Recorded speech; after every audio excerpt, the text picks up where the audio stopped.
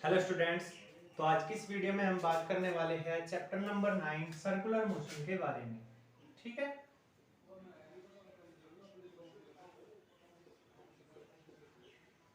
कल हमने पढ़ा था मैथमेटिकल फिजिकल मैथमेटिक्स के बारे में। ठीक है। आज हम अगला चैप्टर स्टार्ट कर रहे हैं, चैप्टर नंबर 9 सर्कुलर मोशन के बारे में।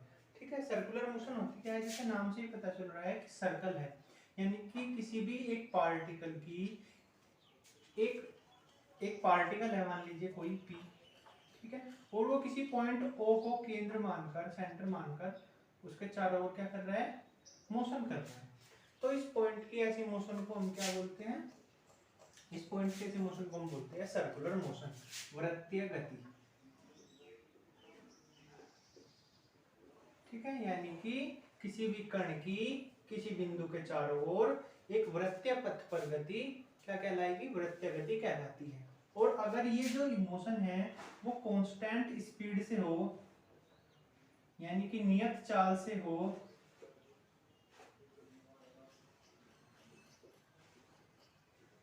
यानी जो ये कण इसके चारों तरफ चक्कर लगा रहा है वो कैसे करे, इसकी अगर चाल कैसी हो, नियत हो, तब हम इसकी से बोलते हैं हम यूनिफॉर्म सर्कुलर मोशन, एक समान वृत्तीय गति। ठीक है। अगर कोई पिंड किसी वृत्तीय पथ पर चक्कर, मतलब किसी पिंड के चारों ओर क्या कर रहा है, गति कर रहा है वृत्तीय पथ पर, उसे बोलेंगे वृत्तीय गति।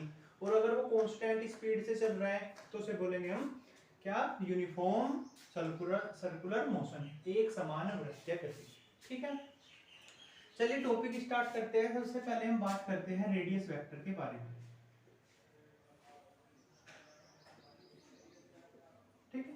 रेडियस वेक्टर होता क्या है, रेडियस से हमें पता चल रहा है जो पाथ है सर्कुलर, उसकी जो रेडियस है, यानी कि जो पॉइंट किसी, यानी एक जो पार्टिकल किसी पॉइंट के चारों ओर जब सर्कुलर मोशन कर रहा है तो उस पार्टिकल और उसके केंद्र, उसके सेंटर के बीच की डिस्टेंस को हम क्या कहेंगे, रेडियस वेक्टर। ठीक है। ये एक तरह का डिस्प्लेसमेंट वेक्टर है, दो बिंदु के बीच की दूरी। ठीक है।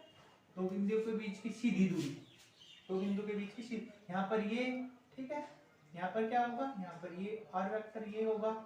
इसी तरह से मतलब क्या है, जो इस पाथ की रेडियस है उसी को हम क्या बोलेंगे, रेडियस वेक्टर। डिनोट कहीं से करेंगे, आर से, आर से, या फिर जो भी हमें दिया गया होगा, R A X Y Z, जो भी दिया होगा उससे डिनोट करेंगे। ठीक है। अगले टॉपिक पर चलते हैं, एंगुलर डिस्प्लेसमेंट। जैसे आपने मोशन वाले चैप्टर में पढ़ा था, मोशन अलोंग स्ट्रेट लाइन, उसमें डिस्प्लेसमेंट, उसमें आपने सिर्फ लीनियर पढ़ा था, इसमें एंगुलर शब्द और जुड़ गया।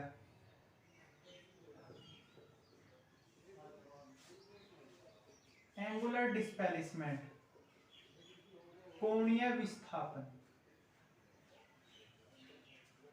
ठीक है। कोणीय विस्थापन क्या होता है भाई, जब कोई पिंड या जब कोई कण किसी पॉइंट के चारों ओर सर्कुलर मोशन करता है, ठीक है, तो मान लीजिए वो पहले यहाँ था एक पॉइंट पर, ठीक है, और वो किसी सूक्ष्म अंतराल में पॉइंट बी पर चला गया, बहुत ही सूक्ष्म अंतराल में, ये इसका रेडियस वेक्टर है, ये पॉइंट ओ है, इसका सेंटर, और जो ये एंगल घूमा वो घूमा ये डेल्टा थीटा।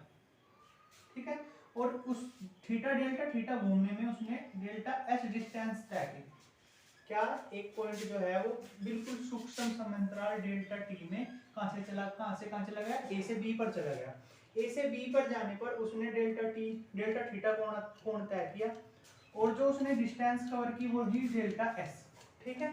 तो जैसा कि आपने फॉर्मूला पढ़ा है, कोण बराबर चाप बटे त्रिज्या, angle is equal to arc upon radius. ठीक है। तो एंगल कितना है, डेल्टा थीटा, चाप कितना हुआ, डेल्टा एस। ठीक है। और रेडियस कितनी है, आर। तो जो ये डेल्टा थीटा है इसी को हम बोलते हैं कोणीय विस्थापन। ठीक है। कितना कोण वो घूम रहा है, एक बिंदु से किसी सूक्ष्म अंतराल में एक बिंदु से दूसरे बिंदु तक जाने में जितना वो एंगल घूमता है उसी को हम उसका बोलते हैं एंगुलर डिस्प्लेसमेंट, कोणीय विस्थापन। डिनोट कहीं से करेंगे, थीटा से। ठीक है। हम यहाँ छोटे के लिए बात कर रहे हैं इसलिए डेल्टा लगाएंगे। ठीक है, कोई दिक्कत। अगले टॉपिक पर चलते हैं, कोणीय वेग, एंगुलर वेलोसिटी। एंगुलर वेलोसिटी क्या होती है? लीनियर वेलोसिटी आपने पढ़ा था क्या? लीनियर वेलोसिटी का फॉर्मूला था the rate of change of displacement with respect to time. विस्थापन परिवर्तन की समय दर को क्या कहते थे? वेग कहते हैं। लेकिन यहाँ पर एंगुलर शब्द जुड़ गया, कोणीय शब्द जुड़ गया, तो परिभाषा क्या होगी? अब वहां पर तो क्या था? वेग क्या था? विस्थापन परिवर्तन की दर। अब यहाँ पर कोणीय वेग क्या होगा? कोणीय विस्थापन परिवर्तन की समय दर। ठीक है, कहीं से डिनोट करेंगे ओमेगा से, इसे डब्ल्यू नहीं बोलेंगे, इसका नाम है ओमेगा। ठीक है, डब्ल्यू ऐसे बनता है, ये थोड़ा कुछ इस तरह से। तो ओमेगा इक्वल टू क्या होगा? कोणीय विस्थापन परिवर्तन की समय दर। ठीक है, मान लीजिए ये एक पॉइंट है और इसके चारों ओर एक कोई पार्टिकल P चारों ओर इसके क्या कर रहा है? वृत्तीय पथ पर गति कर रहा है, सर्कुलर मोशन कर रहा है। और मान लीजिए वो P से कहां पहुंच गया? Q पर पहुंच गया। ठीक है, मान लीजिए पहले वो P से यहां पर गया, पहले Q1 पर गया, फिर Q2 पर गया। इसके लिए उसने θ1 डिस्टेंस कवर की और इसके लिए उसने θ2, इसके लिए उसने θ1 एंगल को तय किया, इसके लिए θ2 एंगल तय किया। तो ओमेगा इक्वल टू कितना होगा? यहाँ से हम ऐसे भी लिख सकते हैं θ2 माइनस θ1 अपॉन T2। ठीक है, T2 माइनस T1, यानी कि delta theta upon delta t. ठीक है, लेकिन अगर डेल्टा टी क्या हो? टेंस करे जीरो की ओर को, डेल्टा टी बहुत ही ज्यादा छोटा हो, तब हम क्या लिखेंगे? Omega is equal to limits delta t tends to zero delta theta upon delta t. और ये इक्वल टू क्या हो जाएगा? ये कहीं में कन्वर्ट हो जाएगा डी में, यानी कि सूक्ष्म के लिए हम टी का इस्तेमाल करते हैं। इसी को हम बोलते हैं तात्क्षणिक कोणीय वेग, इंस्टेंटेनियस एंगुलर वेलोसिटी। क्या? कि जब कोई पर्टिकुलर टाइम पर, यानी हमें कोई पर्टिकुलर टाइम दिया जाए तो उस टाइम पर जो एंगुलर वेलोसिटी होती है उसे हम बोलते हैं इंस्टेंटेनियस एंगुलर वेलोसिटी, तात्क्षणिक कोणीय वेग। ठीक है, तो ये थी दो टॉपिक, कोणीय विस्थापन और कोणीय वेग। कोणीय विस्थापन, विस्थापन क्या होता है? चाप बटे त्रिज्या डेल्टा से गुणा, और कोणीय वेग क्या होता है? कोणीय विस्थापन परिवर्तन की समय दर। चलते हैं अगले टॉपिक पर। अगला हमारा टॉपिक है रिलेशन बिटवीन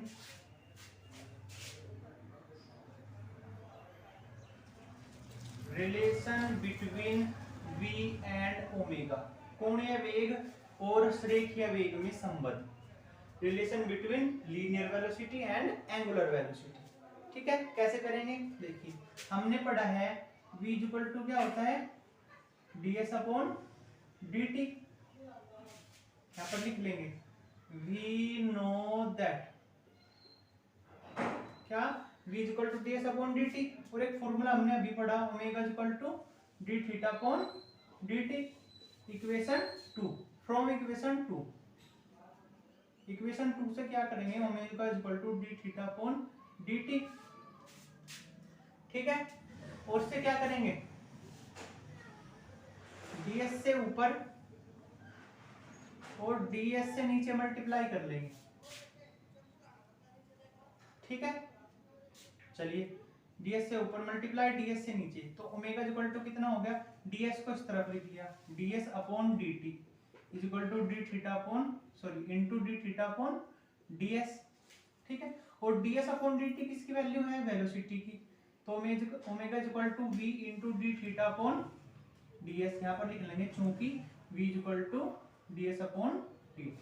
अब देखिए, अभी अभी मैंने बताया था कि एंगल इक्वल टू कितना होता है?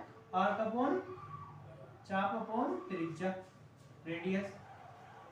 ठीक है, यानी d theta equal to ds upon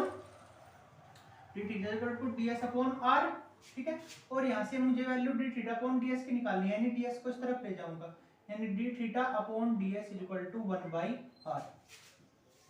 1/r, यानी इसकी जगह मैं क्या रख सकता हूँ? 1/r लिख सकता हूँ।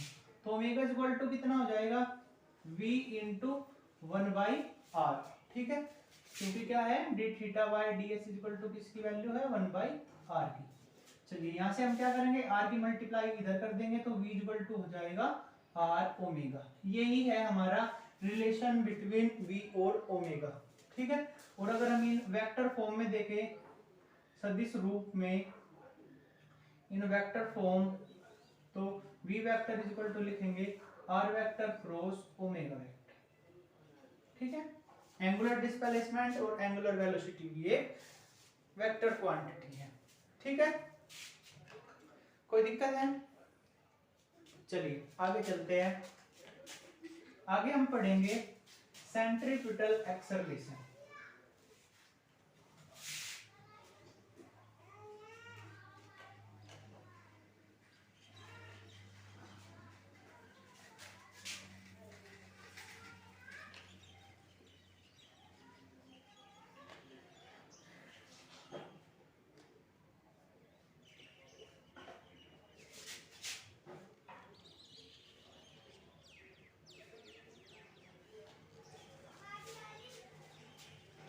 सेंट्रीपिटल एक्सेलरेशन होता क्या है, अभी हम इसके बारे में पढ़ेंगे। देखिए सबसे पहले चित्र समझ लीजिए। मान लीजिए एक पॉइंट, एक कोई पार्टिकल है, ठीक है, और वो किसी पॉइंट O को केंद्र मानकर सर्कुलर मोशन कर रहा है, ठीक है।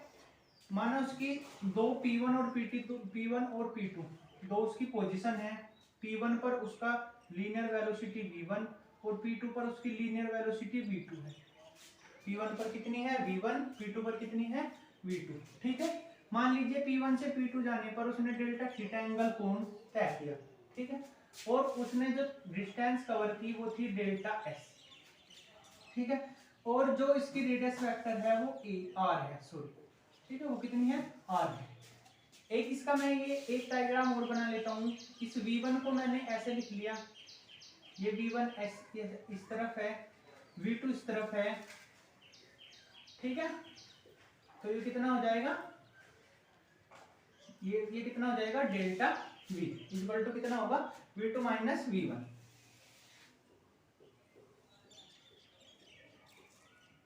ये वेक्टर है, ठीक है, क्योंकि लीनियर वेलोसिटी है, वेलोसिटी एक वेक्टर क्वांटिटी है, और इनके जो मोड है वो तीनों के इक्वल, दोनों के सॉरी इक्वल है, v1 equal to v2 equal to v, ठीक है। चलिए तो हम बात करें सबसे पहले यहाँ से। देखिए कोण बराबर वही फॉर्मूला लगाना है, कोण इक्वल टू क्या होगा चाप बटे त्रिज्या, angle equal to r upon distance, ठीक है। चलिए एंगल कितना है डेल्टा थीटा, चाप कितना है डेल्टा s, रेडियस कितनी है r, ठीक है। डेल्टा t से दोनों ओर भाग देने पर divide by delta t on both side,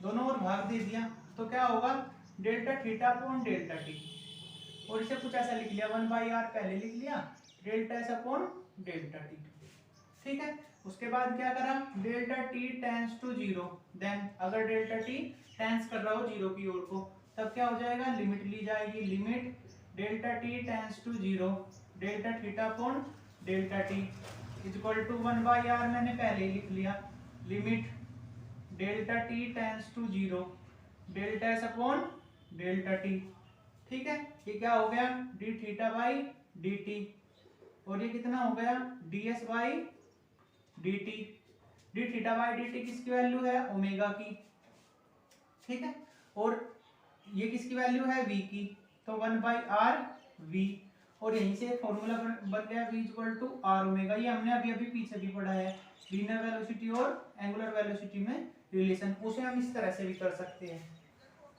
relation को, ठीक है। तो एक हमारा ये आ गया, ठीक है। अब आगे समझेंगे, ये हमारी इक्वेशन फर्स्ट आ गई। चलिए आगे क्या करना है, अब इस वाले त्रिभुज में बात करें, इस पर मैं नंबर डाल दूं a b c, ठीक है। चलिए कैसे, in triangle a b c and o p1 p2, a b c o p1 p2, ठीक है। ये दोनों जो त्रिभुज है ये एक समरूप त्रिभुज है, इक्वल, कैसे है इक्वल ट्रायंगल है। अब इक्वल ट्रायंगल की एक प्रॉपर्टी होती है कि उनकी जो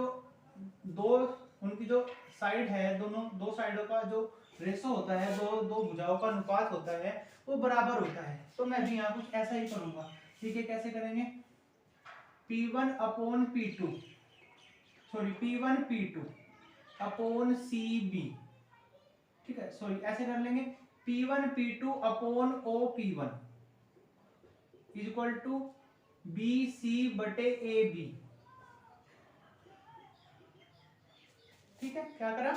ये भुजा बट ये भुजा बटे ये भुजा, ये वाली साइड बटे ये वाली साइड, ये वाली साइड बटे ये वाली साइड। ठीक है, P1 P2 की वैल्यू कितनी है? Delta S।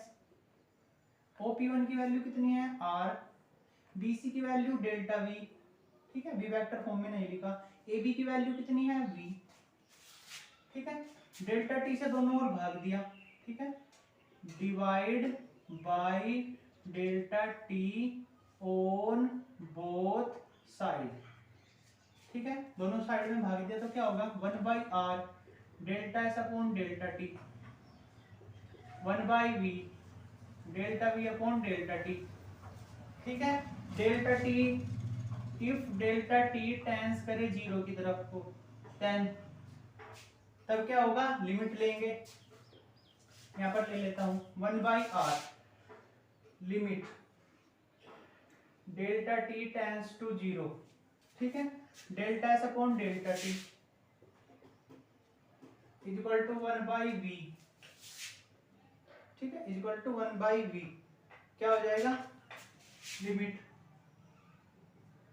Delta T tends to 0 delta V upon delta T। ठीक है, चलिए कहीं में कन्वर्ट हो जाएंगे, d में हो जाएंगे, ds upon dt 1/v dv upon dt। अब ये किसकी वैल्यू है? ds बाई dt, v की, और dv अपॉन dt किसकी वैल्यू है? a की, एक्सेलरेशन है। ठीक है, v की मल्टीप्लाई इस तरफ करेंगे तो इक्वल टू क्या हो जाएगा? v square upon r। यही है हमारा सेंट्रीपिटल एक्सेलरेशन। ठीक है, एक और डेफिनेशन बना सकते हैं, v इक्वल टू आया है r ओमेगा।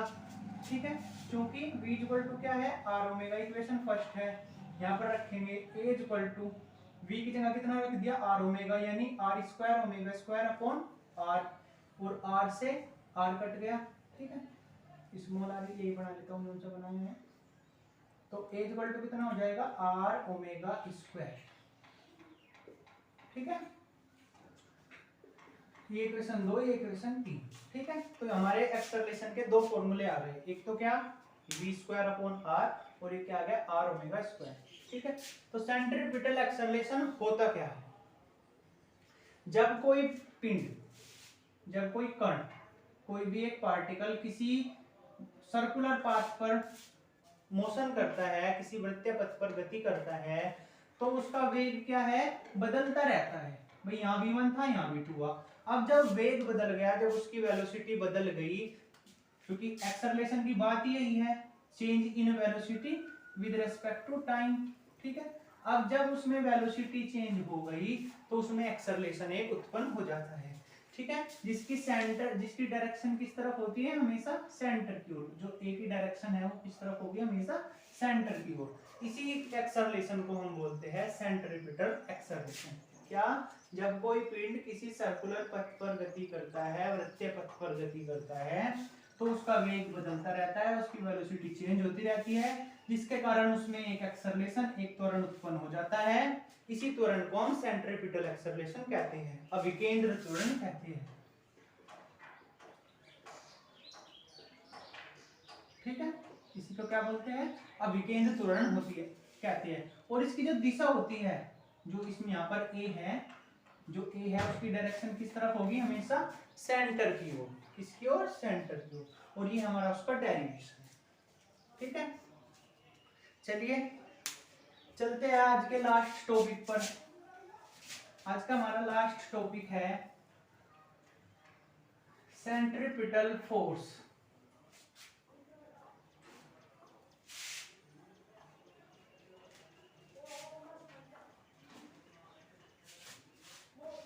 चलिए,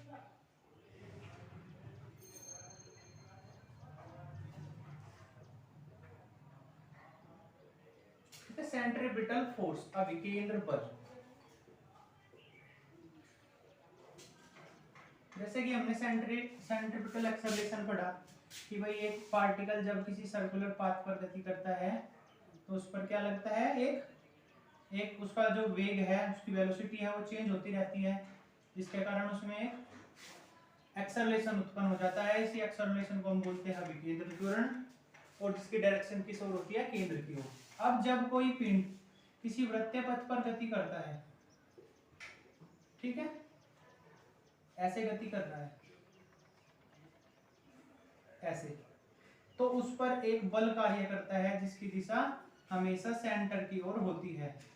इसी को हम बोलते हैं सेंट्रीपिटल फोर्स, अभिकेंद्र बल। जब कोई पिंड, कोई पार्टिकल, कोई बॉडी किसी सर्कुलर पाथ पर किसी पॉइंट को केंद्र मानकर उसके चारों ओर सर्कुलर पाथ पर गति करती है और वृत्तीय पथ पर गति करती है, तो उस पर एक बल लगता है जिसकी दिशा कैसी होती है, हमेशा केंद्र की ओर होती है। इसी बल को हम बोलते हैं अभिकेंद्र बल। ठीक है, फॉर्मूला क्या हो जाएगा, F इक्वल टू होता है ma। ठीक है भाई, बल का तो फॉर्मूला यही रहेगा, लेकिन हमारा जो एक्सेलरेशन है वो क्या था, v स्क्वायर अपॉन r। कौन सा एक्सेलरेशन है, सेंट्रीपिटल एक्सेलरेशन, अभिकेंद्र त्वरण, या फिर r ओमेगा स्क्वायर। ये दो फॉर्मूले आए थे। ठीक है, यहाँ पर वैल्यू रखेंगे तो एक तो हमारा फॉर्मूला बन जाएगा mv स्क्वायर अपॉन r, ठीक है, और एक हमारा फॉर्मूला क्या बनेगा, F equal to M R omega square. ठीक है, ये हमारे दो इसके फॉर्मूले हो जाएंगे। तो ये था हमारा सेंट्रीपिटल फोर्स। आज की इस वीडियो में हमने पढ़ा circular motion, radius vector, angular displacement, angular velocity, relation between linear and angular velocity, centripetal acceleration और सेंट्रीपिटल फोर्स।